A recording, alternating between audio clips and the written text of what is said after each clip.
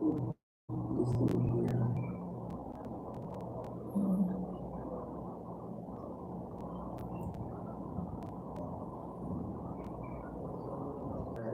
दिखने कर रहे हैं इसलिए फोन आ रहा है इसमें भी।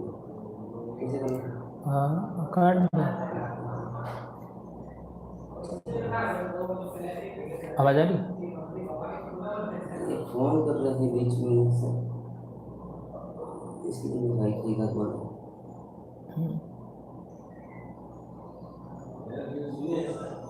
बोले साथियों, नूतन के फ़ोन पर फ़ोन नहीं करें, फ़ोन इसीलिए डिस्कनेक्ट हो रहा है। तो अभी जो मैं बता रहा था कि हमारे आदिवासी परिवार में बहुत सारे भाई जो अपने परिवार के लिए बाधा बने हुए थे या फिर अपने परिवार से नाराज़ थे, ऐसे आदिवासी परिवार में आए। और जब यहाँ पर ताकत का निर्माण हुआ तो ऐसे बहुत सारे भाई हैं, उन्होंने अपनी आदिवासी परिवार की ताकत है उसको अपनी परिवार की समस्या सॉल्व करने के लिए या फिर अपने निजी हित के लिए, निजी फायदे के लिए आदिवासी परिवार का फायदा यानी इस्तेमाल करने का कोशिश किया। तो यह हमारा उद्देश्य कभी ये नहीं रहा कि हम लोग निजी हित के लिए या निजी फायदे के लिए आदिवासी परिवार का इस्तेमाल करें। आदिवासी परिवार है वह शुद्ध रूप से समाज हित के लिए बना है। यहाँ पर राजनीति से कोई मतलब नहीं है, ना आपका किसी प्रकार का रिलीजियस सिस्टम से कोई मतलब है। यह प्योरली यानी एक तरीके से ऐसा कहे कि एक प्योर घी होता है, उस तरीके से समाज में हम कौन सी बातों का प्रचार प्रसार करें कि हमारा आदिवासी समाज है वो एक आदर्श समाज बने और पूरी दुनिया में उस आदर्श समाज की वैल्यू हो, पूरी दुनिया के लोग इससे प्रेरणा ग्रहण करें। ये हमारा उद्देश्य हम लोगों ने सबसे पहले निर्धारित किया, जिसको हमने लिपिबद्ध किया है। लेकिन हम लोग वो इसलिए लोगों को नहीं देते हैं, यदि दे दें तो कोई लोग हैं इसका गलत यूज कर सकते हैं, गलत उपयोग कर सकते हैं, इसलिए हम लोग इसी को देते नहीं हैं। तो निजी हित को मानने वाले बहुत सारे भाई हैं, वो आज की तारीख में आदिवासी परिवार का भी विरोध कर रहे हैं क्योंकि उनके राजनीतिक हितों पर कुठाराघात हो रहा है, ऐसा हम मानते हैं। तो ऐसे बहुत सारे भाई हैं। अब इन सारे संदर्भ में देखा जाए, जैसे मैंने उदाहरण दिया कि हर परिवार में एक व्यक्ति ऐसा होता है, जो आदिवासी परिवार में ऐसे बहुत सारे लोग आ गए जो आज परेशानी पैदा कर रहे हैं। और हमारी बोली में भी एक कहावत है कि वगड़ेलो वेलो वे त कासरी कार्य मिटी नहीं था, है ना। कड़गा वेलानी कासरी कड़गी श्रे मिटी कार्य भी नहीं था। ये बात हम लोग सब जानते हैं। तो हमारे समाज में जन जागरण करते समय हम लोगों को ये ख्याल रखना होगा कि समाज हित को सर्वोपरि रखना है। इसलिए हम लोगों ने समाज नीति जो बनाई है वह समाज नीति सर्वोपरि है। राजनीति हमारे लिए कोई मायना नहीं रखती है, यह हम लोग पहले से कह रहे हैं। लेकिन बहुत सारे लोग हैं समाज में या गांव में या हमारे लोकल लेवल के कार्यकर्ताओं तक ये बात नहीं पहुंचने देते हैं और अपने हितों का ख्याल रख करके बातों को तोड़ मरोड़ करके भी पेश करते हैं। इसका परिणाम ये हुआ कि पिछले कुछ समय से बहुत सारे लोग अनाप शनाप आरोप प्रत्यारोप लगाते हैं। लेकिन जैसा कि मैंने पहले ही कहा कि ऐसे निंदक लोगों की वजह से, ऐसे आलोचक लोगों की वजह से हम लोगों को बहुत ज़्यादा लाभ हुआ कि हम लोग नया रिसर्च करने में कामयाब हुए कि ऐसी कौन सी बातें हैं जिससे समाज में बहुत सारा प्रेशर है, बहुत सारा विरोध है, उस विरोध को कैसे ठीक किया जाए। ऐसा सोचते सोचते बहुत सारी बातें हम लोगों को समझ में आई और वो समाज के लिए बहुत काम की है, भविष्य के लिए बहुत काम की है। जैसा कि भाइयों हम लोग जितना भी काम कर पाते हैं उस काम को करने के मार्ग में हम 2-3 बातें बहुत महत्वपूर्ण होती हैं। कुछ बातें लिख के रखना होता है ताकि आने वाली जनरेशन उसको पढ़े, या फिर ऐसा एक रोड मैप हम बना दें कि आने वाली जनरेशन है उस पर लिख सके या बोल सके। यह काम हम लोग बखूबी आगे आज की तारीख में कर रहे हैं। अब हम लोग मूल बात पर आते हैं जिसके लिए आज हम लोगों ने लाइव किया। तो इसके मार्ग में हम लोगों ने देखा पिछले कुछ समय से जब से हम लोगों ने समझने का कोशिश किया कि हमारा समाज के बारे में क्या है, कैसे है, और समझने का कोशिश किया तो सबसे पहला विरोध हम लोगों को नज़र आया, वो विरोध था आदिवासी शब्द को लेकर के। आदिवासी शब्द को लेकर के सबसे ज़्यादा विरोध हमने देखा। दूसरी तरफ हमें ऐसा भी लगा कि कुछ लोग ऐसा है कि हमारे समाज का नाम बदल देना चाहते हैं। वे लोग जबरदस्ती हमको वनवासी कह रहे थे या कहने लगे थे। तो हमारे दिमाग में एक सवाल पैदा हुआ कि हम तो आदिवासी लोग हैं, हम लोगों को ये वनवासी कहने का क्या मीनिंग है और वो भी ज़बरदस्ती क्यों कह रहे हैं। ये सारी चीज़ें हमारे दिमाग में प्रश्नवाचक चिन्ह के रूप में खड़ी होती थी और ये चीज़ हम लोगों ने देखा। तो दूसरा बात है, हम लोगों ने देखा कि सेकंड जो इशू है वो जय जोहार। जय जोहार हमारा जो उद्बोधन है बहुत आदि अनादि काल से, तो इस उद्बोधन को लेकर के भी बहुत सारे लोगों ने विरोध किया और जितना विरोध हुआ उतना उसका प्रचार प्रसार होता गया। अब चूंकि आज मेरे अपने परिवार की बात करूं तो मेरे अपने परिवार में जय गुरु महाराज बोलते हैं जन्मजात, क्योंकि हम गोविंद गुरु के आंदोलन की पैदाइश हैं। तो मेरे पड़ोस में ही इलाका स्टार्ट हो जाता है संत सुरमाल महाराज का, तो वो जय सीताराम बोलते हैं। अब हमारे दिमाग में सवाल आया कि ये दो उद्बोधन अभी कुछ एक साल से, जैसे गोविंद गुरु की बात करें तो 100 साल पहले, संत सुरमाल महाराज की बात करें 150 साल पहले, ये दो उद्बोधन हमारे समाज में नवीन रूप से प्रचारित हुए। तो अब इन दोनों भक्ति वाले लोगों को इकट्ठा करने का प्रयास हम लोगों ने 2010 से किया। 5 साल हमने मेहनत किया लेकिन हम लोग नाकाम रहे, क्योंकि दोनों में से कोई भी दूसरे का उद्बोधन स्वीकार करने के लिए तैयार नहीं था, दूसरे के भगत परंपरा को एक्सेप्ट करने के लिए तैयार नहीं था। और बहुत सारी बातें हम लोगों ने आपको पहले से बता चुके हैं। खान पान के मामले में संत सुरमाल महाराज के जो भगत हैं वो गोविंद गुरु वालों का खाना नहीं खाते। बेटियों की शादी करते हैं तो बेटियों को 3 से 4 साल तक भोजन नहीं बनाने देते। इस तरीके से बहुत सारी बातें थी। उन सभी बातों को ध्यान में रखते हुए हम लोगों ने फैसला लिया कि क्यों नहीं अपने पूर्वजों में अभी थोड़ा लुप्त होने के कगार पर जो उद्बोधन है जय जोहार, उसी को प्रचारित किया जाए। इसको लेकर के बहुत सारा विरोध हुआ, आज भी विरोध जारी है। इसके बावजूद में हम लोगों ने इसको नहीं छोड़ा और बोलने का प्रयास किया।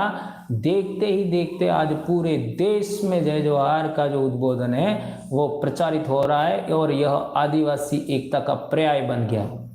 कई सालों से, यानी पिछले 50 वर्षों से 70 वर्षों से, जब देश आज़ाद हुआ तब से लगा करके आदिवासी एकता का हमारे जो पढ़े लिखे लोग, बुद्धिजीवी लोग प्रयास कर रहे हैं। आदिवासी एकता में आज तक कोई सफलता उतनी नहीं मिली जितनी एक उद्बोधन जय जोहार ने करके दिखला दिया। भले आज वो वैचारिक रूप से हमसे नाराज भी होंगे, सांगठनिक रूप से हमसे दूर भी होंगे, सामुदायिक रूप से भी हमसे अलग भी होंगे, लेकिन उन एकता बन गई है जय जोहार के नाम पर, और ये एक बहुत बड़ी उपलब्धि है। तीसरी हमारी जो बात हम लोग देखते हैं कि आदिवासियों की स्पीचेज, यानी आदिवासियों की बोली, आप देख लीजिए पूरे देश में। आज हमारा डूंगरपुर बांसवाड़ा है, वह आपका उसका जस्ट पड़ोस वाला जो बेल्ट है, जैसे हमारा महिसागर देख लो, दाहोद देख लो, अरवली देख लो, साबरकाठा बनासकाठा देख लो, ये जो बेल्ट है वो बिल्कुल हमारे से जुड़ा हुआ। हमारा गोत्र एक है, हमारी शादियां एक होती हैं, इसके बावजूद हमारी बोली और उनकी बोली में भी कोई खास डिफरेंस नहीं है। इसके बावजूद भी गुजरात और राजस्थान की स्टेट बॉर्डर है, और इस स्टेट बॉर्डर होने की वजह से गुजरात में गुजराती पढ़ाते हैं, राजस्थान में हिंदी पढ़ाते हैं। तो स्पीचेस के आधार पर भी हमारे समाज को बांटा गया। उधर महाराष्ट्र में देख लीजिए, महाराष्ट्र में मराठी पढ़ाई जाती है, मध्य प्रदेश में हिंदी पढ़ाई जाती है। उधर आगे बढ़िए छत्तीसगढ़ में छत्तीसगढ़िया, मोलो या गोंडी भाषा, आपका साउथ वाला इलाका तेलंगाना में, वहाँ तेलुगु है ना। इस तरीके से दो भाषा इस हमारे पूरे देश के आदिवासियों की जो पट्टी है वो 2 भागों में बांट दी, एक क्षेत्रीय भाषा और एक हिंदी भाषी क्षेत्र। ये इतना बड़ा षड्यंत्र है कि आदिवासियों को समूल नष्ट करने का षड्यंत्र मैं मानता हूं, क्योंकि जहां आदिवासियों की संख्या 90 से 80% है, 70% है, 60% है, उसी इलाके को बीचों बीच काट डाला, और काटने के बाद एक एरिया को तो हिंदी भाषी कर दिया, दूसरे एरिया को कर दिया क्षेत्रीय भाषा में डाल दिया। एक बहुत बड़ा षड्यंत्र था, उसको भी आज की तारीख में समाज को हम जोड़ने में कामयाब हो रहे हैं, और ये अपने आप में एक बड़ी उपलब्धि है। तीसरी बात ट्राइबल टेरिटरी का, दक्षिणी राजस्थान में हम देखते हैं 70% आदिवासी है। तो दक्षिणी राजस्थान के 4-5 जिले और आपका गुजरात के पड़ोस वाले जिले और आपका मध्य प्रदेश वाले जिले जिसको हम बिल प्रदेश कहते हैं, महाराष्ट्र के जिले, जहां सघन आदिवासी बस्ती है, घनत्व जहां आदिवासियों को ज्यादा, उसी इलाके में स्टेट बॉर्डर बनाई, उसी इलाके में जिले की भी बॉर्डर बनाई। और आप परिसीमन को देखेंगे तो लोकसभा और विधानसभा के एरिया भी ऐसे काट छांट करके बनाए हैं कि आदिवासियों की संख्या कैसे कम किया जाए। ये पूरे देश की समस्या है। तो एकमात्र आदिवासियों के विरोध में ये सब क्यों हो रहा है, ये हमारे दिमाग में सवाल था। और एक ट्राइबल टेरिटरी के साथ साथ एक 5वां बिंदु है कैलेंडर। आज कई लोगों को यह समझ में नहीं आता। आज हम लोग कई देखते हैं, लोग तो अब सावन शुरू हो गया ऐसा बोलते हैं और सावन के व्रत उपवास भी कर लेते हैं, जबकि डूंगरपुर बांसवाड़ा में सावन ये आज जैसे अमावस्या है तो कल आपका शुक्ल पक्ष स्टार्ट होता है, तब सावन शुरू होता है।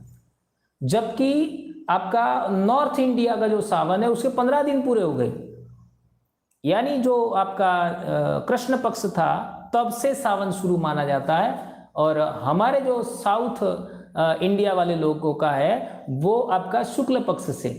अब इसमें भी एक बहुत बड़ा ट्विस्ट है कि डूंगरपुर बांसवाड़ा दोनों को तो गुजरात सहित साउथ यानी दक्षिणी भारत के साथ रखा, और प्रतापगढ़ उदयपुर से लगा करके आपका पूरा नॉर्थ इंडिया में सौर कैलेंडर चलता है जो कृष्ण पक्ष से स्टार्ट होता है।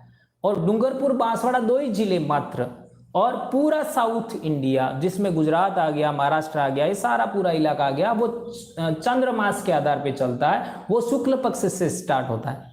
यानी कैलेंडर के आधार पर भी आदिवासियों को 2 हिस्सों में बांटा है। और हमारा ये सवाल है कि चलो पूरा राजस्थान को आप लोगों ने या तो चंद्र कैलेंडर में डालना चाहिए था या सौर कैलेंडर में डालना चाहिए था, केवल 2 जिले क्यों? ये बहुत बड़ा सवाल है। उसके ऐतिहासिक कारण है, बहुत बड़े कारण है, और इन कारणों के पीछे भी हम लोगों को जानकारी होना चाहिए और रिसर्च करना चाहिए। तीसरा अगला बात है, ये सब प्रकार के हमारे समाज के विरोध में काम हो रहे हैं। अगला बिंदु है आदिवासी धर्म। अब कई लोग कहते हैं हमारा ये धर्म होना चाहिए, हमारा वो धर्म होना चाहिए, ये होना चाहिए, वो होना चाहिए, और कई लोग ऐसा बोलते हैं कि आदिवासी को धर्म शब्द से कोई लेना देना ही नहीं। अब मेरा ये सवाल है, जब जनगणना ही धर्म के आधार पर होती है और जो देश आजाद होने से पहले जो जनगणना हो रही थी वह भी धर्म के आधार पर होती थी। चलो हम धर्म नहीं भी माने, में भी पॉसिबल, नो प्रॉब्लम। मैं ये कहना चाह रहा हूं कि जो आवेदन आता है उस आवेदन में क्या धर्म भरे? हर आवेदन के अंदर धर्म लिखना अनिवार्य होता है। स्कूलों में हम गए तो तब हमारे माँ बाप को पता भी नहीं था कि हमारा धर्म कौन सा है, इसके बावजूद जबरदस्ती धर्म लिख दिए।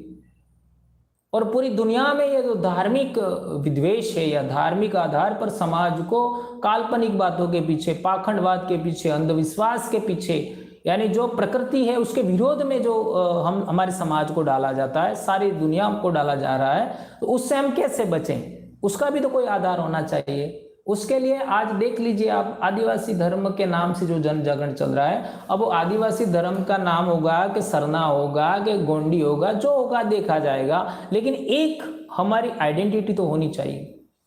उसका भी लोग विरोध कर रहे हैं। यानी मैंने पहले बताया आदिवासी शब्द का भी विरोध करते हैं, जय जवाहर उद्बोधन का भी विरोध करते हैं, ट्राइबल बोली को आज तक मान्यता नहीं है, और ट्राइबल बोली के आधार, ट्राइबल बोली को भी बीचों बीच काट करके 2 एरिया में बांट दिया, एक हिंदी भाषी और एक क्षेत्रीय भाषा, और तीसरा ट्राइबल टेरिटरी, जैसा मैंने बताया आदिवासियों का सघन आबादी है जहाँ घनत्व ज्यादा है, वो 2 हिस्सों में बांट दिया, यानी 4 हिस्सों में बांट दिया, जैसे भीलों को 4 राज्यों में बांट दिया। अब कैलेंडर की बात बताया मैंने, चंद्र मास और सौर मास का जो 2 कैलेंडर हैं, सौर कैलेंडर और चंद्र कैलेंडर, उसमें भी हम लोगों को बांट दिया। फिर आदिवासी धर्म की भी मान्यता नहीं दे रहे, 1931 तक था उसी को हम रीस्टोर करना चाह रहे हैं। हम लोग कोई नया तो मांग नहीं रहे, 1931 में जहां हमारी जनगणना जिस कॉलम में होती थी वहां होनी चाहिए, हम ये कह रहे हैं, इसका भी लोग विरोध कर रहे हैं। अब है अगली बात है विश्व आदिवासी दिवस। आप देख ही रहे हैं क्या क्या लोग बोल रहे हैं, विश्व आदिवासी दिवस नहीं मनाना चाहिए, ये ईसाई लोग हैं, ऐसा वैसा, बहुत सारी बातें। आरोपों की कोई सीमा नहीं है। और ये सब आरोप कौन लगा रहा है, ये सब विरोध कौन कर रहा है, आदिवासी लोग कर रहे हैं। अब सवाल पैदा होता है कि हम सच्चे आदिवासी हैं कि वो सच्चे आदिवासी हैं। तो चूंकि हम लोग इनके समर्थन में है इसलिए हम कहेंगे कि हम सच्चे आदिवासी हैं। वो लोग हमारे विरोध में है तो उनको पूछा जाए तो वो कहेंगे कि हम सच्चे आदिवासी हैं। अब सवाल पैदा होता है कि दोनों तो आदिवासी है, दोनों का डीएनए एक है, दोनों का खून एक है, दोनों का वंश एक है, सच्चा आदिवासी कौन। अब वहीं वो शुरुआत में बात मैंने कही थी कि हर परिवार में एक आदमी विरोधी होता है, वही बात यहाँ आकर ठहर जाती है कि वो जो लोग विरोध करने वाले हैं उनके पीछे है कौन। तो उनके पीछे हमेशा वही समाज तोड़क लोग होंगे, वही संगठन वाले लोग होंगे जो समाज का बंटवारा करना चाहते हैं, समाज में भेदभाव बरकरार रखना चाहते हैं, समाज को काल्पनिक चीजों के पीछे लेके जाना चाहते हैं, वास्तविक से दूर हटाना चाहते हैं, प्रकृति के विरोध में काम करते हैं, आपका काल्पनिक चीजें, काल्पनिक देवी देवता थोप कर पूरा समाज की जो संस्कृति है, पूजा पद्धति है, विवाह पद्धति है, उसको ध्वस्त करना चाहते हैं, वे लोग हैं। तो हमारा ये कहना है कि भाइयों, हमारे भाइयों को ही आप आगे क्यों कर रहे हैं, आप क्यों नहीं आ रहे हैं। यदि आप आ जाओ तो थोड़ा सा हमें भी कुछ समझ में आए कि आपके साथ में क्या करना है क्या नहीं। यानी आदिवासी लोग तो कभी मच्छर को भी नहीं मारता, चींटी को भी नहीं मारता, तो हम आपको आपका मारपीट ऐसा कुछ हम लोग सोचते नहीं है। हमारा ये कहना है कि हम समाज को आइडेंटिफाइड करके बता तो सके कि ये लोग विरोधी हैं। अब देश में इतना बड़ा षड्यंत्र चल रहा है कि जो विरोध करने वाला है वो तो कभी सामने नहीं आता और अपने ही समाज के लोगों को आगे किया जाता है। एक कितनी बड़ी विडंबना है। तो ये बहुत बड़ी बात है। तो ये जो लोग हैं हमारे अपने लोगों का के द्वारा विरोध करवाया जाता है। अगली बात हम लोग देखते हैं कि आदिवासियों के संदर्भ में जब से देखते हैं 1951-52 में चुनाव हुआ, उस समय से आदिवासियों को केवल इलेक्शन का पावर दिया, सिलेक्शन का पावर नहीं दिया। यानी राजनीतिक आरक्षण है आदिवासियों का, उसमें आदिवासियों के लिए निश्चित स्थान फिक्स हैं, रिजर्व्ड हैं। आपका विधानसभा में भी आदिवासी लीडर जाते हैं, संसद में भी आदिवासी लीडर जाते हैं। तो वहां कौन आदिवासी लीडर जाएगा विधानसभा और संसद में, वो सिलेक्शन करने का पावर आदिवासियों को नहीं। ये बात बहुत गंभीर है। तो उसके लिए भी हमारे लोग हैं, हम लोग एक नया सुझाव दे रहे हैं कि आदिवासी लोग ही अपने जनप्रतिनिधि का सिलेक्शन करें और फिर इलेक्शन हो और फिर वहां जीत के जाएं। ये सफल प्रयोग हम राजस्थान में कर चुके हैं। तो उसका भी विरोध लोग कर रहे हैं और समझ में आने के बाद विरोध कर रहे हैं। तो वो विरोध इसलिए कर रहे हैं कि उनका अपना निजी हित है, निजी हित नहीं सध रहा है। तो लोगों को अपने पेट की चिंता है, हमें हजारों पेटों की चिंता है, जिसमें जीव जंतु भी आ गए, सभी मनुष्य आ गए। आदिवासियों का किसी भी समाज से, किसी भी धर्म से, किसी भी संगठन से, किसी भी जीव के साथ कोई विरोध नहीं। यदि ऐसा विरोध है तो वो आदिवासी नहीं। ये हजारों बार हम बोल चुके। और एक इंपॉर्टेंट बात है, इतिहास में हमारी नकारात्मक छवि बनाई। आप देखेंगे डूंगर बरंडा के बारे में, डूंगरपुर का जो राजा था, तो वो लोग क्या बोलेंगे, वो तो एक बनिए की लड़की से शादी करना चाहता था, इसलिए उसको बनिए ने राजपूतों को बुलाया और युद्ध हुआ और वो मारा गया। यानी नकारात्मक छवि। इसी तरीके से उज्जैन में हमारा जो पूर्वज राजा था, गर्दबिल्ल का बेटा विक्रम राजा, उसके बारे में भी यही बात बताई जाती है कि एक जैन था, उस जैन की साध्वी थी, कालकाचारी की, सरस्वती नाम था, उसे वो शादी करना चाहता था। वो सकिस्तान यानी आज का जो सिस्तान इलाका जो आपका ईरान और अफगानिस्तान बॉर्डर पर है, वहां से जा करके शकों को बुला लाए, ऐसा रेफरेंस मिलता है। यानी आदिवासी जितने भी राजा महाराजा थे उनकी छवि नकारात्मक ही इतिहास में बताई जाती है। ऐसा क्यों? यानी हर चीज में हमारा विरोध। अब इससे हम आगे बढ़ते हैं। तो जब भी हम जन जागरण शुरू करते हैं, यानी हम का मतलब मैं नहीं या हमारे दूसरे जो आने वाले समय में कार्यकर्ता है वो नहीं, जिसने भी आदिवासी समाज का जन जागरण शुरू किया तो उसी आदिवासी कौम से या उसी इलाके से या उसी गांव का या उसी परिवार का आदमी को उसके विरोध में खड़ा कर दिया जाता है। ऐसा कैसे होता है? ये हमारा व्यक्ति नहीं करता, दूसरे करवाते हैं, उसको लोभ लालच में डालकर। ये बात बहुत इंपॉर्टेंट है। अब मीडिया की बात करो तो मीडिया तो हमारा कभी हुआ भी नहीं है, न होने वाला है। पुलिस का चरित्र देख लें हम लोग तो हमको ऑलरेडी हमारी डिमांड क्या है कि एक पुलिस थाना है हमारे इलाके में, उस पुलिस थाने में इलाके में जितने भी ट्राइबल जनसंख्या, मान लो 70% है तो 70% पुलिसकर्मी उस थाने में आदिवासी होना चाहिए। यदि 80% आदिवासी उस पुलिस थाने की टेरिटरी में इलाके में है तो 80% आदिवासी उस पुलिस थाने में होना चाहिए। लेकिन होता क्या है, जस्ट उल्टा होता है। जो पुलिसकर्मी आदिवासियों को शोषण कर सके, दबा सके, आपका क्या कह सकते हैं, उनके साथ में गलत व्यवहार कर सके, उसी आदमी का वहां पोस्टिंग कर दिया जाता है। और अपन सब जानते हैं पुलिस में एक विशेष कम्युनिटी जिसका हजारों साल से हमारे आपस में टकराव रहा है, अंतर विरोध रहा है, वो ही ज्यादा है। ये सब हमारे विरोध में हो रहा है। अब विरोध में हो रहा है इसका मतलब हम लोग क्या करें, ये हमारे सामने सवाल पैदा होता है। तो ये आदिवासी एकता के लिए ये बहुत बड़े बड़े आधार हैं जिसकी वजह से आदिवासी एक हो रहे हैं और आज बहुत बड़ा फायदा हो रहा है। अगली बात है कि हमारे समाज की बात करें, ये तो हमने बहुत सारी बातें दूसरे लोग विरोध करते हैं, आपका हमारे समाज के लोगों के द्वारा विरोध करवाते हैं, ये हमने बात करी। लेकिन हमारे अपने कार्यकर्ताओं में भी कुछ कमियां हैं, जिसमें एक नंबर एक है उतावलापन। उतावले लोग हमेशा समाज के लिए या संगठन के लिए घातक होते हैं। बहुत ज्यादा उतावलापन नहीं, जो काम आज करना चाहिए आपका 15 दिन बाद करना चाहिए वो आज करने की कोशिश, इतना उतावलापन। और हम लोगों ने एक बात और देखी है कि 1857 की क्रांति की भी हम बात करें तो वो समय से पहले होगी इसलिए असफल हो गई। इतना पढ़ लेने के बाद भी हमारे बहुत सारे लोग हैं उनको कोई धैर्य नहीं है, नहीं आज के आज काम हो जाना चाहिए। कैसे होगा भाई, ये बीमारी कितनी बड़ी है, जितनी गहरी बीमारी है उसका इलाज भी धीरे धीरे होगा।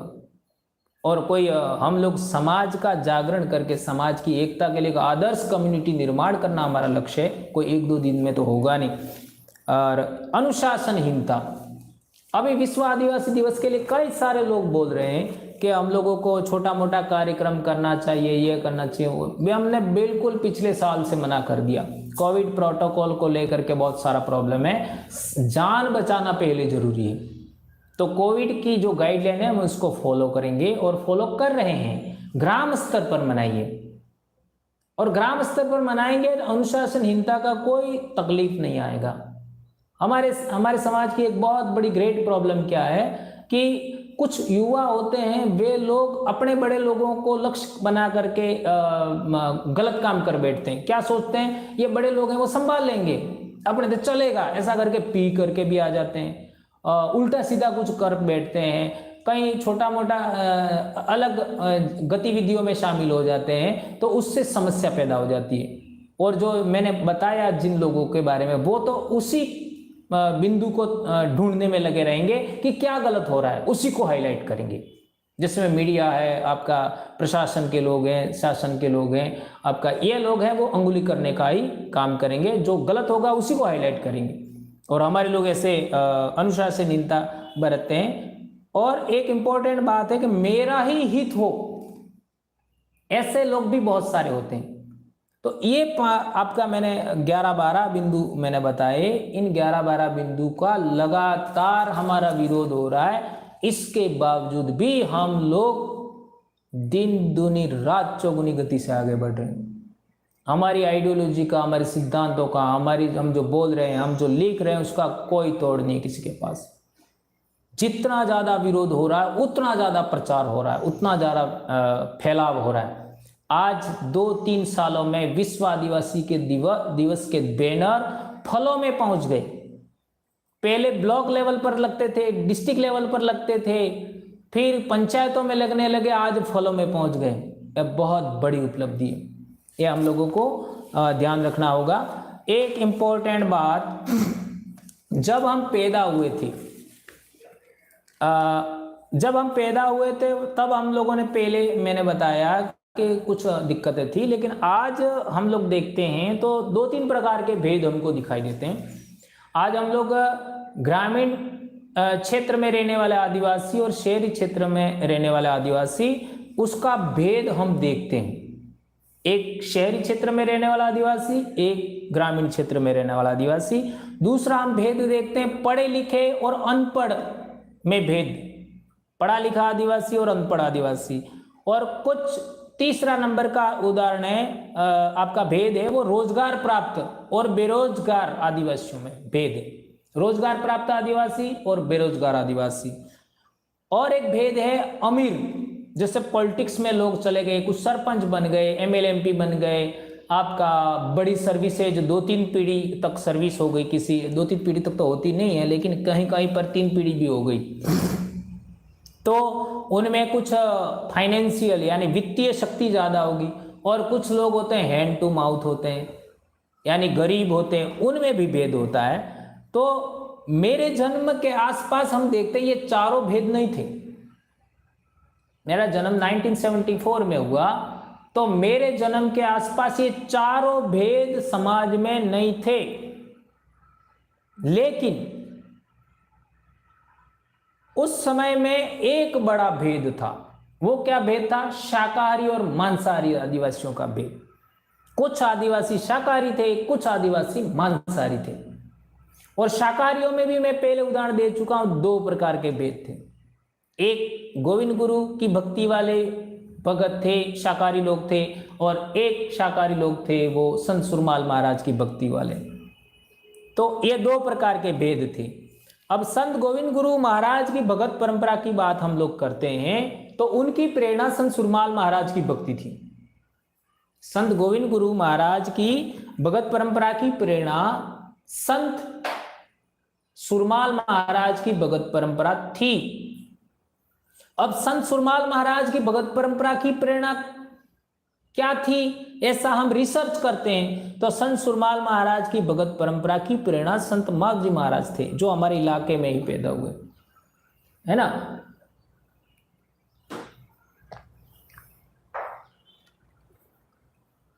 संत सुरमाल महाराज की भगत परंपरा की प्रेरणा संत मावजी महाराज थे।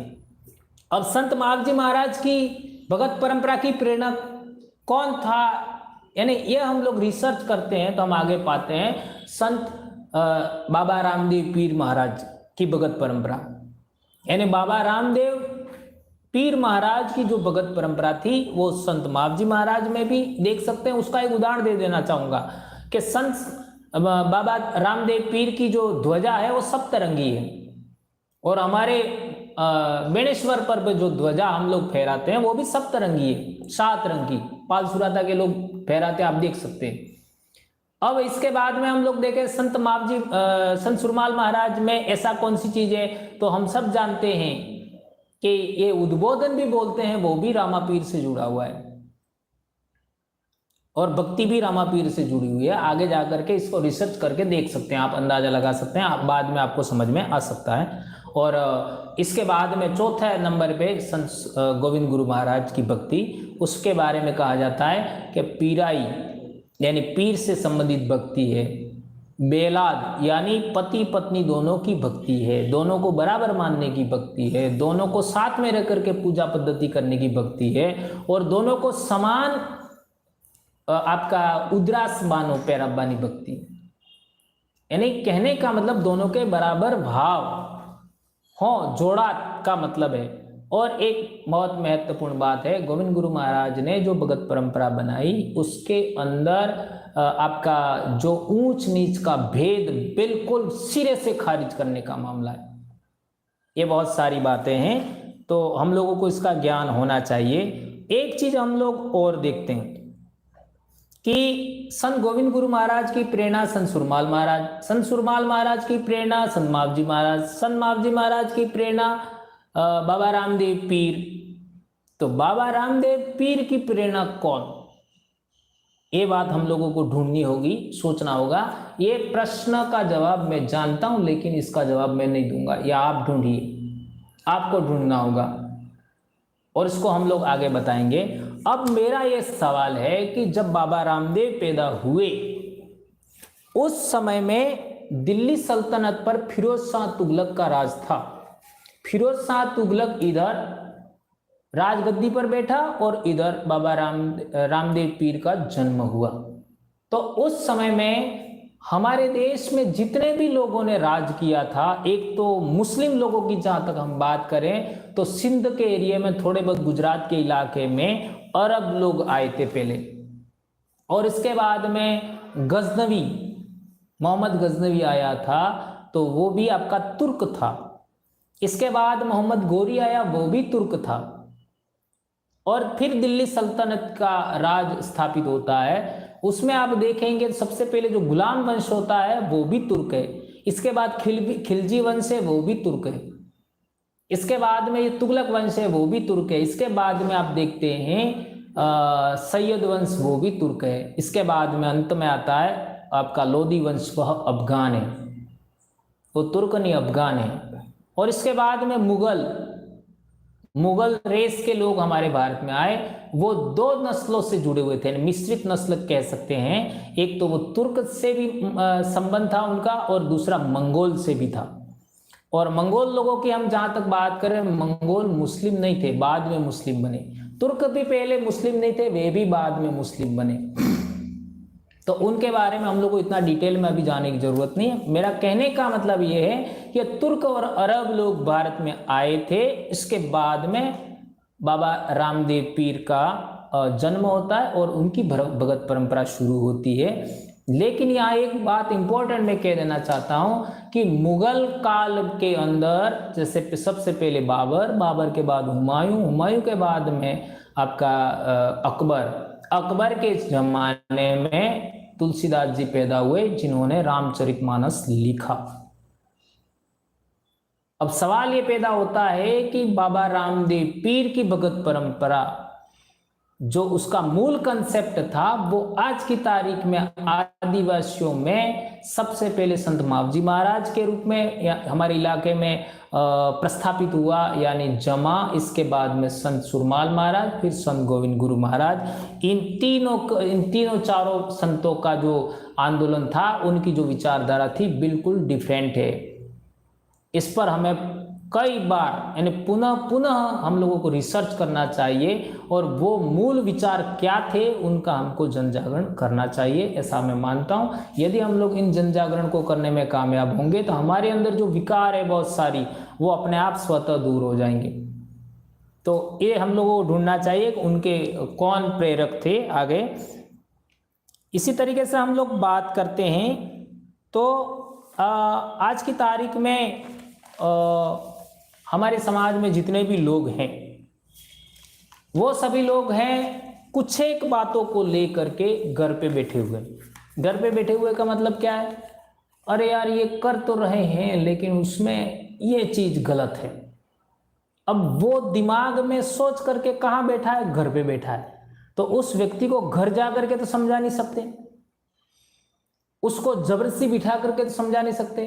कुछ लोग ऐसा मानते हैं, अरे यार ये तो छोटे बच्चे हैं या कम उम्र के लोग हैं, छोटी नौकरी वाले लोग हैं, और हम बड़े हैं, तो हम उनकी बात क्यों सुनने जाएं, हम उनकी बात क्यों माने, ऐसा करके घर बैठे हुए। बहुत सारे लोग हैं, यार हम तो कल उनके विरोधी थे, यदि आज हम जाएंगे तो वो हमको क्या कहेंगे, ऐसा करके घर बैठे हुए। इस समस्या का सलूशन हम लोग नहीं कर सकते। ये आपको खुद को समाज हित के लिए आगे आना होगा। और एक इम्पोर्टेंट बात, आज एक व्यक्ति ने जो मेरे से सवाल किया था और उसने ही समाधान भी बताया कि आज बहुत सारे लोग हैं जो आदिवासी परिवार का विरोध करते हैं, और हम लोग दुकानों में भी ये वीडियो गाने वगैरह नहीं चलाते हैं, या फिर हम यहाँ नहीं बोलते, हम चुप। कई लोगों को पता ही नहीं है कि हम लोग भी आपसे जुड़े हुए हैं। तो हम लोग हैं घर जा करके बिल्कुल सुरक्षित जगह पर बैठ करके वीडियो वगैरह देखते हैं। तो ये काम हमारा मोबाइल ने कर लिया। तो ऐसे बहुत सारे लोग हैं, उनसे मेरा अनुरोध है कि बिस्तर के अंदर घुस करके तो देख ही सकते हैं। आपको डर लगता है बाहर, तो बिस्तर के अंदर जा करके फिर पूरा बंद करके तो आप वीडियो देख ही सकते हैं।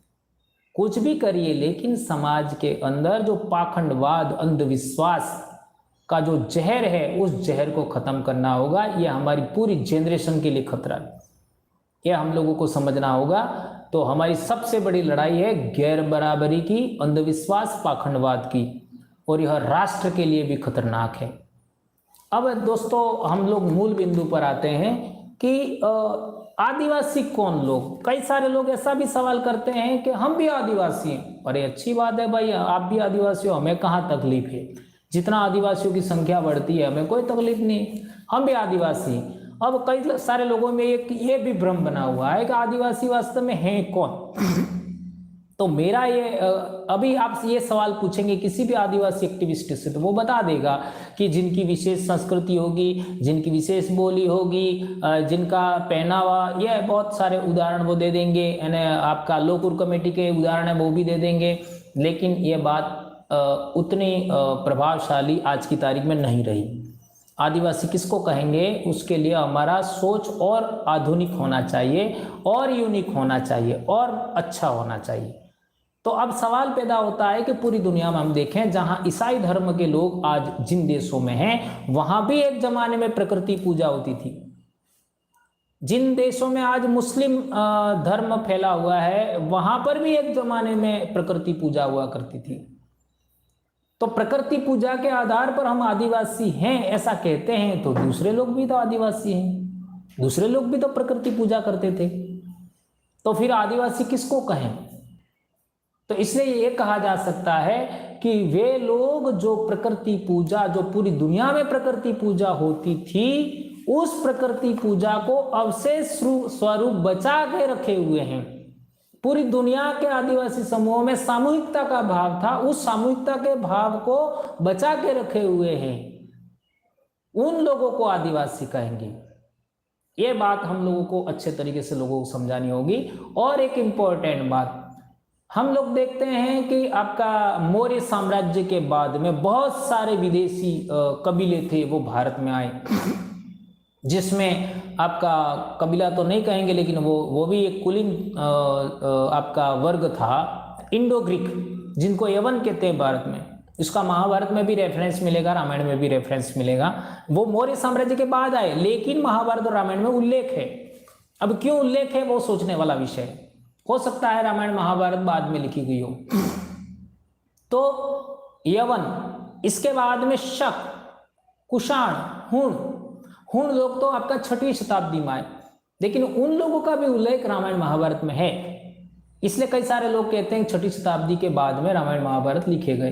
हो सकता है, इस पर अपन को डिटेल में जाने की जरूरत नहीं है। लेकिन ये 4 समूह बड़े, आपका यवन यानी इंडो ग्रीक, पहलव और शक, कुषाण और हुण, ये 5 वर्ग के लोग हैं। वो भारतीय सभ्यता में यानी भारतीय समाज में एसिमिलेट हो गए, शामिल हो गए।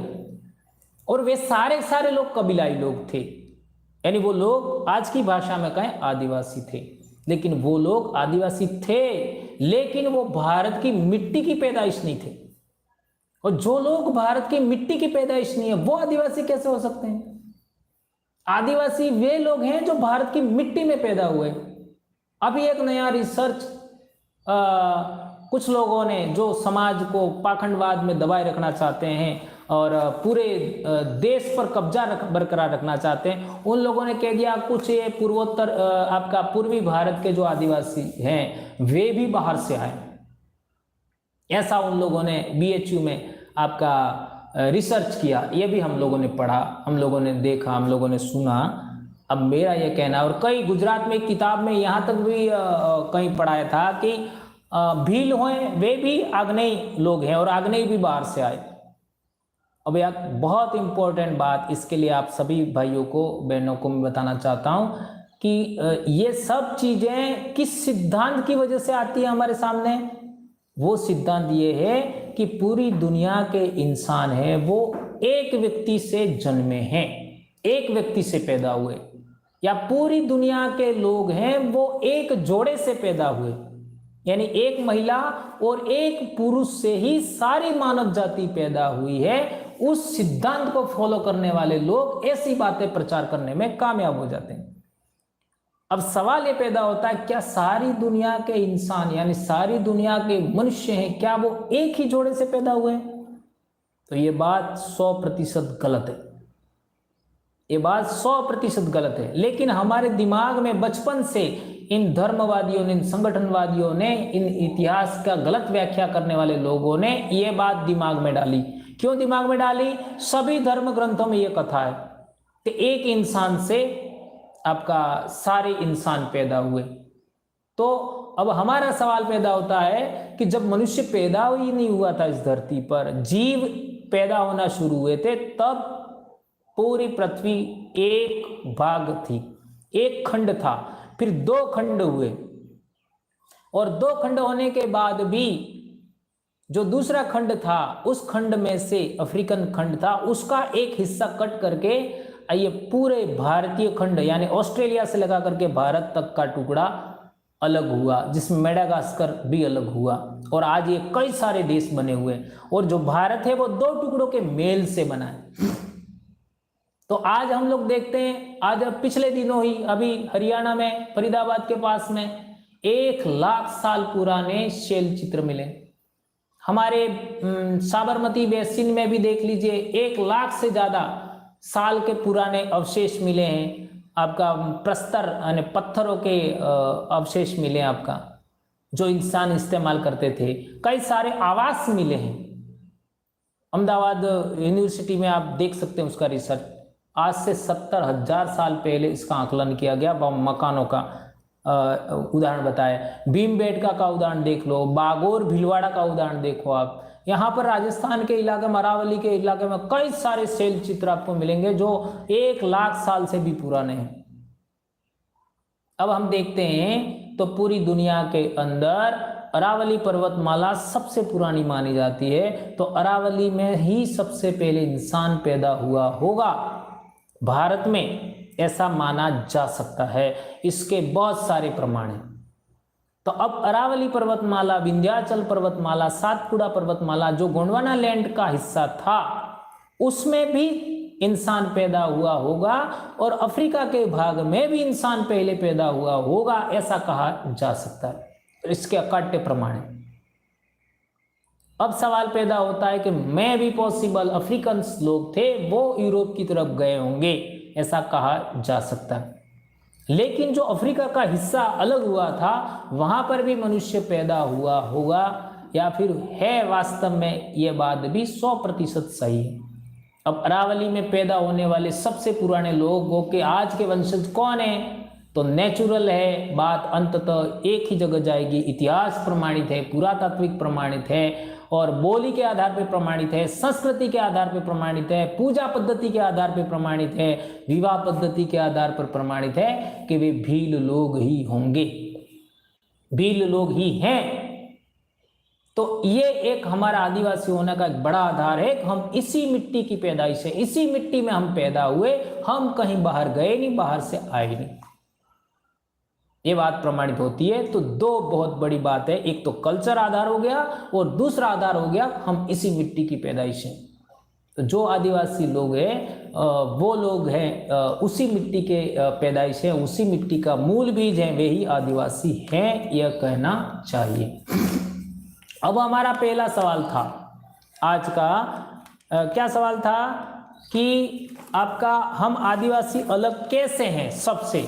तो ये बात आप लोगों को अच्छे तरीके से बताने का मैंने कोशिश किया, सबसे अलग क्यों है यह बताने का कोशिश किया। उसके साथ एक चीज़ और बहुत इम्पोर्टेंट जोड़ देना चाहिए कि आदिवासियों ने आज तक दुनिया के इतिहास में हम लोग देखते हैं किसी भी मानव समूह पर कभी आक्रमण नहीं किया।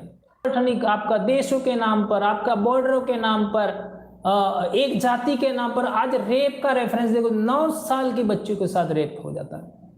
पिछले दिनों दिल्ली का उदाहरण देख लो आप। ऐसे बहुत सारी घटनाएं घट जाती हैं, लेकिन आदिवासी समाज ने ऐसा कोई अपराध आज तक इतिहास में कहीं देखने को नहीं मिलता है। इस दृष्टि से हम अलग हैं। आज आप देख लीजिए, कोई कितना भी धुर विरोधी हमारा दुश्मन होगा, पीढ़ियों का दुश्मन होगा, हमारे समाज का दुश्मन होगा, लेकिन हमारे घर आ गया तो हम इसको एक उंगली तक नहीं अड़ाते, उल्टा उसको सम्मान देंगे। हम बोलेंगे नहीं, अलग बात है, लेकिन उसको भोजन करवाएंगे, उसको बिठाएंगे, उसको सुला भी सकते हैं हम लोग। इस दृष्टि से भी आदिवासी सबसे अलग है। जबकि दूसरे के हम घर जाएंगे तो वो पानी पीना तो ठीक है, बोलेगा तक भी नहीं, ये हम सब जानते हैं। किसी का बहुत बड़ा बंगला है, जिसमें वो एक ही कमरे के अंदर सोया लेकिन सारा बंगला खाली है, इसके बावजूद किसी को आश्रय नहीं देते। ऐसे भी उदाहरण देश में देखे जा सकते हैं। तो इस दृष्टि से कई और उदाहरण हैं। ये सारा मैंने बताया इसी से संबंधित था कि हम आदिवासी सबसे अलग कैसे हैं। और एक दूसरी बात है, विश्व मानव समूह को आदिवासियों ने क्या दिया, ये बहुत बड़ी बात है। एक गर्व करने लायक है कि इस दुनिया के अंदर आदिवासी आज भी सबसे अधिक वनस्पति का नॉलेज रखते हैं। कौन सी वनस्पति खाने योग्य है, कौन सी वनस्पति खाने योग्य नहीं है, कौन सी वनस्पति औषधि के रूप में इस्तेमाल होती है, ये तीन बड़ी बातें। कौन सी वनस्पति खाने योग्य है, कौन सी वनस्पति खाने योग्य नहीं है, कौन सी वनस्पति औषधि में काम आती है, ये तीन चीजों का हम लोगों को सबसे ज्यादा नॉलेज है। इस आधार पर कहा जा सकता है कि दुनिया में क्या खाना चाहिए और क्या नहीं खाना चाहिए, यह जीव जगत को या मनुष्य जाति को किसी ने देने का काम किया है तो वह आदिवासी लोग हैं। आज भी पूरी दुनिया में देख लीजिए, सबसे ज्यादा वैराइटीड भोजन कोई करता है तो वह आदिवासी करता है। कई प्रकार के, यानी आपका मांसाहारी भोजन भी कई डिफरेंट प्रकार का होगा, आपका शाकाहारी भोजन भी कई डिफरेंट प्रकार का होगा। तो ये यानी क्या खाना चाहिए और क्या नहीं खाना चाहिए, ये दुनिया को हमने दिया। कौन सी वनस्पति किस बीमारी में काम आती है, ये भी हमने आदिवासियों को, अरे पूरी दुनिया को दिया। और आज किसी भी जंगल में चले जाओ, आदिवासी समाज का कोई इंसान उस जंगल में है और जंगली जानवर भी आसपास में हैं, तो जंगली जानवर आदिवासियों से डरते नहीं, वो भागेंगे भी नहीं, आसपास रहेंगे। जबकि यहां पर आदिवासी के अलावा दूसरा इंसान आ जाता है तो जंगली जानवर खड़े नहीं रहेंगे, भाग जाएंगे। यानी जंगली जानवरों के साथ कैसे तालमेल बनाया जाए, उनके साथ सहवास कैसे बनाया जाए, शांतिपूर्ण सह अस्तित्व कैसे कायम किया जाए, पर्यावरण का संरक्षण कैसे हो, जैव विविधता का संरक्षण कैसे हो, यह दुनिया को आदिवासी ने सिखाया। आज पूरी दुनिया के अंदर ग्लोबल वार्मिंग का प्रॉब्लम है। ग्लोबल वार्मिंग का मतलब तापमान बढ़ रहा है, प्रदूषण बढ़ रहा है, तो उसका कोई रास्ता दिखा सकता है तो वो मात्र और मात्र आदिवासी दिखा सकता है। ये मैं नहीं कह रहा, चार्ल्स डार्विन के पोते ने भी कहा। एक बहुत बड़े पर्यावरण मार्को उलविला पर्यावरणविद हैं आपका, उन्होंने भी बोला कि यदि हमें पूरी दुनिया में जलवायु परिवर्तन से से हमारी पूरी दुनिया को बचाना है तो भारत के आदिवासियों की संस्कृति हमें अडॉप्ट करनी होगी, उसको फॉलो करना होगा। ये हमने दुनिया को दिखाया। और आपने देखा होगा, पूरी दुनिया में पहले कह चुका हूं, धर्म के आधार पर बहुत सारी हिंसा हो रही है, नरसंहार हो रहा है। उस मामले में भी आदिवासी गाइड कर सकते हैं, मार्गदर्शन दे सकते हैं। दुनिया में शांतिपूर्ण अस्तित्व कायम होना चाहिए, जियो और जीने दो का सिस्टम होना चाहिए। और यह संदेश वो कर सकता है जो जिंदगी में जीता है, उस जीवन मूल्य को जीता है, जब जीव जंतुओं की भी हिंसा नहीं हो सकती। आदिवासियों की जीवन शैली हम लोग एडप्ट करते हैं। आज आदिवासी मच्छर भी नहीं मारते, मक्खी भी नहीं मारते। कई सारे ऐसे जीवाणु कीटाणु आ जाते हैं जो हमारे खेती बाड़ी में, लेकिन उनको हम नहीं मारते, नहीं मारते, इसके बावजूद भी फसल अच्छी होती है। यह भी अपने आप में बहुत बड़ी बात है। अब कैसे होता है वो कुदरत ही जाने, प्रकृति ही जाने। प्रकृति अपना बैलेंस अपने आप बनाती है, यह हमने देखा है।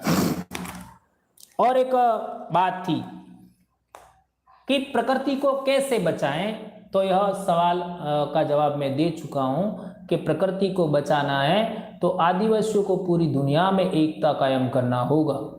और एकता कायम करने के बाद ही आदिवासी सभी मानव समूहों का मार्गदर्शन दे सकते हैं। आज मैं दाढ़ी बनवाने के लिए गया था, तो एक बच्चे ने, नाई था, उसने सवाल किया। क्या सवाल किया? उसने ये बताया कि मैं कई सारे लोगों से सवाल कर चुका हूँ, लेकिन किसी ने मेरे को सही जवाब नहीं दिया। मैं आपसे पूछना चाहता हूँ। मैंने कहा क्या सवाल है, बोलिए। तो उसने बताया कि विश्व आदिवासी दिवस क्यों मनाते हैं। मैंने बताया कि होली भारत में ही मनाते हैं कि पूरी दुनिया में मनाते हैं। तो उसने बताया कि भारत में ही मनाते हैं। मैंने कहा कि विश्व आदिवासी दिवस पूरी दुनिया में मनाते हैं। फिर मैंने दूसरा पूछा कि दिवाली है वो भारत में ही मनाते हैं पूरी दुनिया में मनाते हैं? तो उसने कहा कि भारत में ही मनाते हैं। मैंने कहा कि विश्व आदिवासी दिवस पूरी दुनिया में मनाते हैं। फिर मैंने सवाल पूछा कि क्या मुसलमान ईसाई लोग हैं वो होली दिवाली मनाते हैं? तो उसने कहा कि नहीं मनाते हैं। फिर मैंने बताया कि पूरी दुनिया में विश्व आदिवासी दिवस ईसाई आदिवासी हैं जो मुसलमान आदिवासी हैं वे भी मनाते हैं। तो सबसे बड़ा त्यौहार कौन सा हुआ, सबसे बड़ा पर्व कौन सा हुआ? तो उसने जवाब दिया कि विश्व आदिवासी दिवस। यही सबसे बड़ा महत्व है इसका। विश्व आदिवासी दिवस यानी किसी भी धर्म में आप हो कोई फर्क नहीं पड़ता, आप सब मना सकते हो, पूरी दुनिया लेवल पर मना सकते हैं। यहां सबसे बड़ा इश्यू है वो प्रकृति से जुड़ाव वाली संस्कृति, इसलिए हम प्रकृति संस्कृति बोलते हैं आदिवासियों की। तो प्रकृति से जुड़ाव वाली संस्कृति का बचाव करना है और जिस देश में हम रहवास कर रहे हैं उस देश के मूल लोग हैं उनकी सुरक्षा कायम हो, उनका संरक्षण कायम हो, ये है आदिवासी का मूल मामला। उसके बारे में ये बच्चे को मैंने बताया तो उसको अच्छे तरीके से क्लियर हो गया। तो भाइयों, हम लोग बहुत सारी बातें हैं समाज में जिनको लेकर के हमें जन जागरण करना है। और अंततः मैं एक और इम्पोर्टेंट बात कह देना चाहता हूँ कि हमारे समाज में जितने भी संगठन काम कर रहे हैं, चाहे वो सामाजिक संगठन हो चाहे राजनीतिक संगठन हो, कोई भी हो, लेकिन आज तक हमने एक इम्पोर्टेंट बात जो हमारे सामने बहुत खतरनाक तरीके से आई है वह यह आई है कि हम समाज की प्रगति के लिए, पूरे समाज की एकता कायम करने के लिए काम कर रहे हैं, तो हमारे ही अपने समाज के लोग हमारा विरोध करते हैं। ये एक ऐसी बात है, एक ऐसा जहर है, उस जहर को हमें रोकना होगा। तो तमाम उन भाइयों से निवेदन करना चाहूँगा कि जो लोग हमारा विरोध करते हैं, कम से कम आपका विरोध का आधार क्या है उसको लेकर हम टेबल पर तो बैठना ही चाहिए। यदि टेबल पर हम बैठ करके अपनी जो बातें हैं उनको हम सुलझाने में कामयाब होते हैं तो हो सकता है हमारे एक दूसरे के विरोध हैं वो थोड़ा सा कम हो। लेकिन कई सारे लोग कहते हैं कि अंधभक्तों का कोई इलाज होता भी नहीं, तो ऐसे अंधभक्त टाइप लोग हैं उनके साथ में तो बैठ करके कोई मीनिंग नहीं है। तो मैं अंततः एक बात और इम्पोर्टेंट कहना चाहूँगा कि विश्व आदिवासी दिवस है वह पूरी दुनिया के जीव जगत को बचाने के लिए, यानी उसमें चींटी से लगा रहे, यानी छोटे से छोटे जीव से लगा रहे, सब बड़े से बड़े जीव को बचाने के लिए। और ये पर्यावास आज आप देख लीजिए, आज की तारीख में पूरी पृथ्वी, पूरा एरिया आप क्या कह सकते हैं, एयर कंडीशनर सा बना हुआ है, ऐसा मौसम है आज, क्योंकि पूरा एरिया सम हो गया है। गर्मी भी ज़्यादा नहीं है, सर्दी भी ज़्यादा नहीं है, पानी ही पानी है चारों तरफ, हरियाली हरियाली है। अभी जो फसल है, जो घास फूस है वो पूर्ण यौवन पर है, चढ़ती जवानी में है। और आप देख सकते हैं नदी नाले उनमें सब में स्वच्छ पानी बह रहा है, पशु पक्षी खुश हैं, इंसान खुश हैं, पशुपालन करने वाले लोग हैं वो बांसुरियाँ बजा रहे हैं, लड़कियाँ गीत गा रही है, धान के खेत रोप रहे हैं उसमें गीत गा रहे हैं, यानी बहुत आनंददायी समय है। इसी अवसर पर हमारा आदिवासियों का सबसे बड़ा उत्सव, पूरी दुनिया के आदिवासियों का सबसे बड़ा उत्सव विश्व आदिवासी दिवस आया और इसको हम अच्छे तरीके से मनाएं। और कोविड गाइडलाइन का पालन करते हुए किसी प्रकार की अनुशासनहीनता नहीं होनी चाहिए, किसी प्रकार का आपका उतावलापन नहीं होना चाहिए, कुछ गलत भी नहीं होना चाहिए। और सभी भाइयों से विनम्र अनुरोध करना चाहूँगा कि हम लोग भले कोविड 5 साल बाद खत्म हो, कोरोना 5 साल बाद खत्म हो, हम लोग मनाएंगे, लेकिन आज की तारीख में तो अपने गांव से बाहर नहीं जाना है और अच्छे तरीके से मनाना है। किसी भी प्रकार का कोई गलत काम नहीं करना है। हम लोगों ने देखा है कि बहुत बड़ा बदलाव युवाओं में हमने देखा। जो बच्चे अपने माँ बाप को नहीं मानते थे, अपने शिक्षकों को नहीं मानते थे, वो बच्चे आदिवासी परिवार की वजह से, आदिवासी परिवार के निर्देशों की वजह से, आदिवासी परिवार की गाइडलाइन की वजह से आज अनुशासित हो गए। और छोटे छोटे बच्चे धोती पहनने लग गए, अपनी संस्कृति को जानने लग गए, नाच गाना सीख गए, पढ़ाई कर रहे हैं, वृक्षारोपण कर रहे हैं, आपका जल जंतुओं को दाना खिला रहे हैं, पशुपालन में आपका इंटरेस्ट ले रहे हैं, आपका खेती बाड़ी में इंटरेस्ट ले रहे हैं, ये अपने आप में एक बहुत बड़ी बात है। और ये बदलाव हुआ वो हम सब की बदौलत हुआ है। ये न जाने किन किन लोगों ने किया, उसका कोई हम लोग उदाहरण नहीं दे सकते। आज हमारे साथ में जो आदिवासी परिवार के डेवलपमेंट में गोंडवाना के भाइयों का भी बहुत बड़ा योगदान है। हमारे 2-4 भाई, मैं नाम लेना उचित नहीं समझूंगा क्योंकि 1-2 भाइयों का नाम ले लेंगे तो दूसरे भाई नाराज हो सकते हैं। आपका पूरे बेल्ट का सोशल मीडिया की वजह से पूरा समाज एक हो गया है और बहुत अच्छे तरीके से एकता कायम हो रही है। हमारे सामने हजारों चुनौतियां हैं, बेशक मैंने गिनाई आपको, लेकिन हम लोग इन सभी चुनौतियों को पार पड़ सकते हैं क्योंकि हमारा डीएनए बहुत सामान्य नहीं है, बहुत ताकतवर डीएनए, और यह डीएनए इसी मिट्टी का है। तो ये मिट्टी, भारत की मिट्टी, हमें पूर्ण रूप से हमारा संरक्षण करेगी, हमारा सहयोग करेगी क्योंकि हम इसी मिट्टी की पैदाइश है। जय जवाहर, जय आदिवासी, जय बिल प्रदेश, जय भारत। हाँ, हाथी को देगा भाई, 2 बातें रखो, ठीक है। जय जय, आवो। हाँ, केवल अभी कितना टाइम हो गया? 1 घंटा हो गया, कोई दिक्कत नहीं हो तो चलेगा। अभी जो बेबाती कही दो।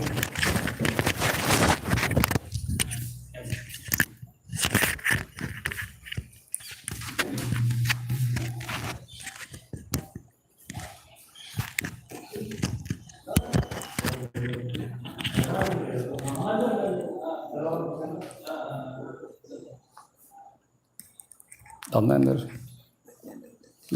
चलेगा।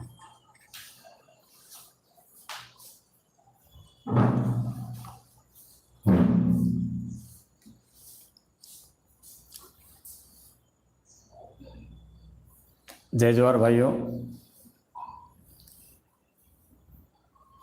9 अगस्त विश्व आदिवासी दिवस की आप सबको अग्रिम शुभकामनाएं। आप सभी विश्व आदिवासी दिवस को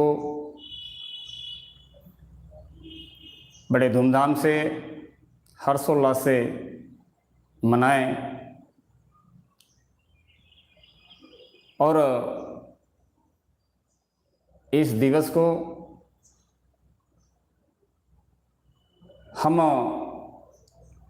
क्यों मना रहे हैं, इस बात की जानकारी आप सभी अपने समुदाय के बहनों और भाइयों तक पहुंचाने का कष्ट करेंगे। कल का दिन पूरे विश्व के आदिवासियों के लिए बहुत ही ज़्यादा महत्वपूर्ण दिन है। आप सभी कल का विश्व आदिवासी दिवस समारोह बिल्कुल शांतिपूर्वक तरीके से और बिना किसी हुड़दंग के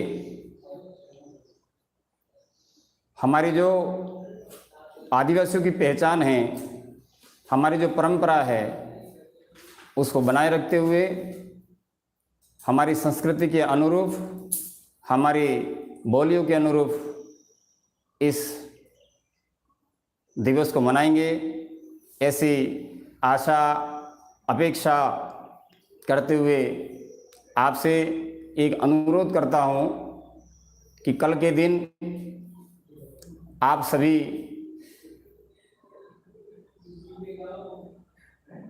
हमारे समुदाय की परंपरा को और आगे बढ़ाने के लिए अथक प्रयास करेंगे। साथ ही हम आदिवासी क्यों हैं, और हम यदि आदिवासी हैं तो हम इस दुनिया में सभी जीवों के प्रति हम हमारा क्या योगदान दे सकते हैं, ऐसी